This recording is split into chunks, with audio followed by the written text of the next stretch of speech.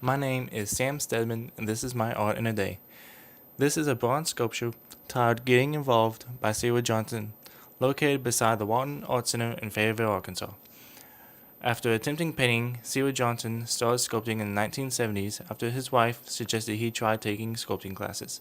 Since then, he has created hundreds of lifelike sculptures of ordinary people doing mundane tasks. Mr. Johnson tries to blend his work with his surroundings to catch people off guard so that they become attached to it.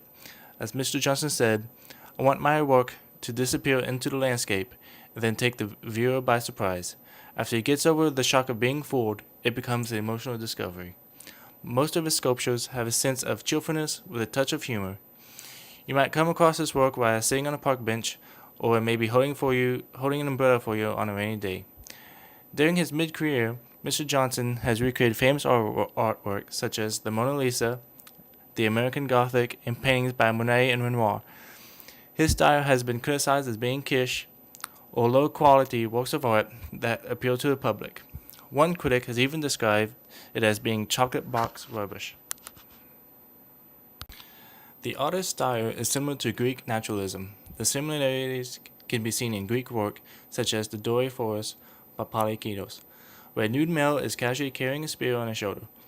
Both pieces of art are lifelike and proportional, and both are showing an everyday activity, because bronze casting shows an imitation to the Greek. Probably the most artistic influence would have been artwork by George Segal. Even though Segal used body casts for subjects, Segal had a similar theme of using lifelike subjects doing ordinary things, frozen in time, as seen in Three Figures and Four Benches. But Segal's rough, white plaster sculptures create anonymity, thus distancing the viewer. But subjects are often expressionist and showing little action, unlike Johnson's subjects, which are happily and are in the middle of doing an action. Another similar artist of the time is Dwayne Hansen. He is well known for his hyper-realistic polyester resin sculptures. Most of the subjects are common, ordinary people sitting or standing around, but he goes to extreme detail to fool the viewer into believing that his sculptures are real. Unlike Hansen, Mr. Johnson adds a sense of playfulness or innocence to most of his pieces, where Hansen strives for perfection and fooling the eye. Here we see a realistic statue of an old woman sitting on a bench, hunched over while crocheting. She is wearing a yellow dress with an overcoat wrapped around her, with her legs. On the ground to the left is a handbag filled with yarn and a learning to crochet book. To the right is her purse containing a handkerchief, coin purse, and comb. Laying beside her on the bench is a recently opened letter with photos of a man and woman holding a newborn. Her clothing is painted with pastel colors while her skin is left bronze colored. There is symmetry between the old woman and her belongings on the ground, creating a pyramid effect and balance. The viewer's gaze follows the woman's line of sight to her crocheting hands and continues down the angle of her legs into her belongings on the ground.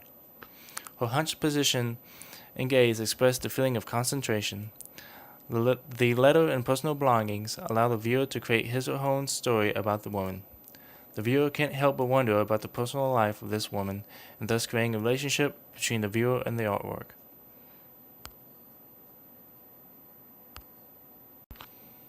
The use of pastel colors is calming and might be an attempt to represent the style of a colorized vintage photo, bringing to mind a nostalgic longing for the past.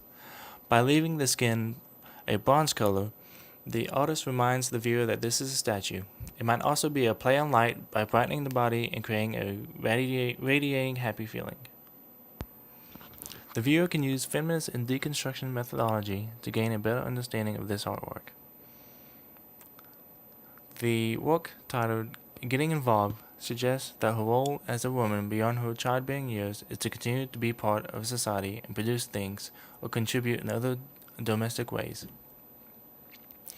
The crocheting is a time-consuming task similar to the busy work or chores that young children are often told to do to keep them occupied, and the woman's pose is maybe too relaxed, unladylike with knees apart, and the figure is small and hunched over, highlighting that she is viewed no longer as a sexual object but still subservient to the male-dominated world.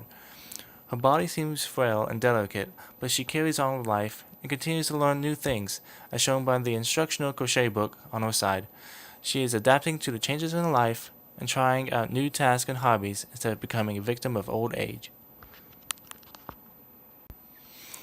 I am drawn to the sculpture because 3D artwork occupies tangible space unlike the flat 2D painting or photos. Therefore, I feel more connected to the artwork and the artist. I admire how he was able to capture the detail in her frozen crocheting hands, and I like that the artist was able to capture the folds of the clothing and the belongings in the purse. The letters beside her make me wonder about the newborn grandchild and family, thus creating an emotional element. This sculpture stood out because of its almost surreal feeling while being surrounded by flowers. Because it is outside and not in a gallery, this piece seems to take on a different mood in different light depending on the time of day, and I enjoyed being able to relax beside and almost able to interact with the sculpture. Even if it is considered kitsch, I still enjoy Mr. Johnson's sculptures.